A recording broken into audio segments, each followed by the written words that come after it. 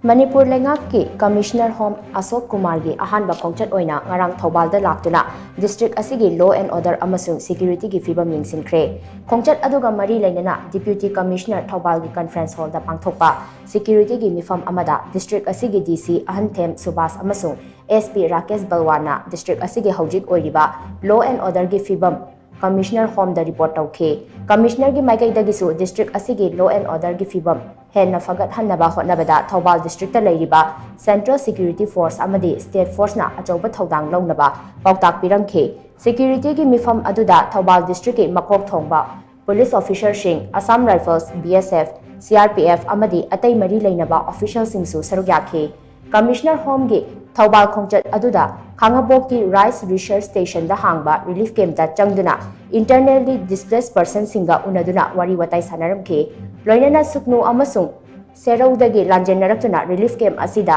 leiriba inmates singi senthok lambi leinabagi damak district administration Thoubal amasung Boho Manipurna Uttarakhand state ki Lal Bahadur Shastri National Academy of Administration ge